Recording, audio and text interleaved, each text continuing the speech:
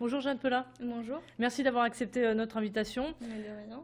Le Téléthon, c'est partout en France, y compris sur la métropole lilloise. Et pour cette 10e édition, le principe ne change pas. On aura 30 heures de direct sur les chaînes nationales pour récolter des fonds pour l'association française donc contre les myopathies. Quel est l'objectif concrètement pour cette année, pour 2013? Bien évidemment, comme chaque année, l'objectif, c'est qu'il y ait encore plus de donateurs, qu'on ait encore un chiffre encore plus important que les années précédentes, pour que la recherche puisse avancer encore plus vite.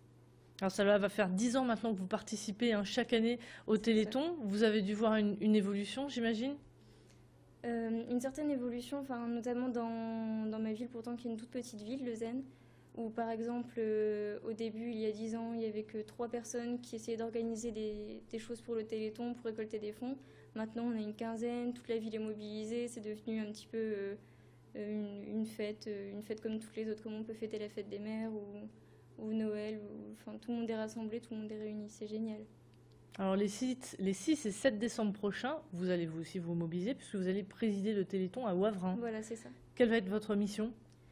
Alors, ma mission à Wavrin, c'est surtout de montrer aux gens qu'on est là, puisque souvent les gens se disent on donne, c'est vrai, mais pour qui on donne? Ils n'ont jamais d'exemple concret, ils n'ont jamais l'occasion de pouvoir rencontrer les familles.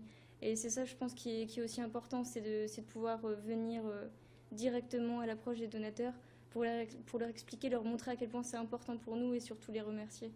Vous allez parler de votre quotidien? Notamment, oui. Vous allez leur dire quoi à ces gens? Que la maladie, bon, comme ça, forcément, quand on est au Téléthon, ça se voit pas. On peut simplement se dire qu'on est en fauteuil, mais à côté, c'est tout. Mais en semaine, il y a quand même plusieurs séances de rééducation, des séances de kinésithérapie notamment qui sont très douloureuses. On a des séances d'ergothérapie pour faire en sorte qu'au quotidien, notre environnement soit adapté pour nous, que notre chambre, par exemple, soit totalement adaptée, avec un lit médicalisé, avec une baignoire adaptée également, pour que je puisse avoir le plus d'autonomie possible. Et c'est fatigant, tout prend plus de temps.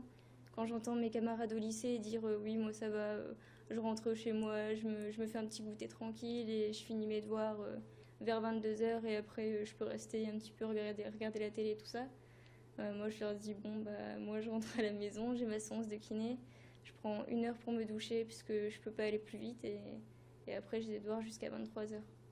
Aujourd'hui, de quoi vous avez besoin dans votre quotidien? D'énormément d'accompagnement.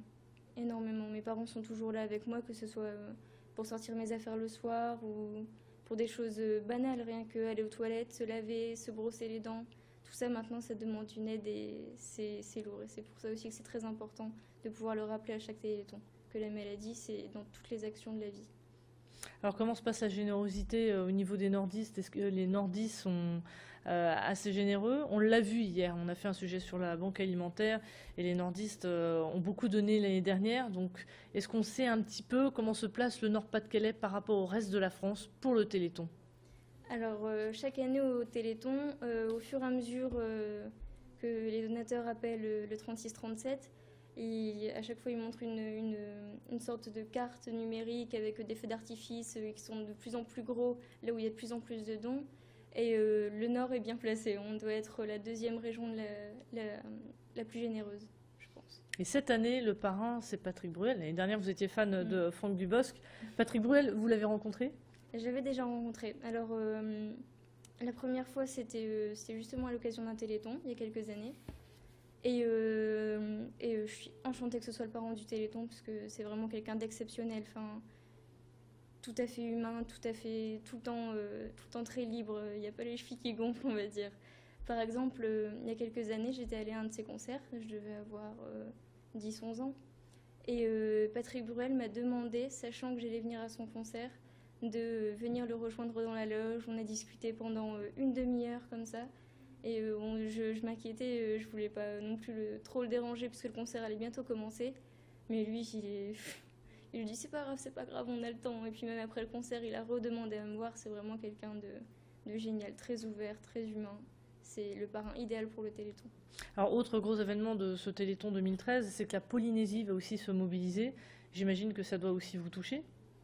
Ça me touche pour deux raisons. La première, c'est que ça prouve que même dans les régions qui ne sont pas directement en France et du coup qui n'ont pas toutes les manifestations qui sont organisées en France, eux aussi veulent se mobiliser et c'est sûrement qu'ils se sont rendus compte aussi qu'eux aussi étaient concernés parce que tout le monde est concerné.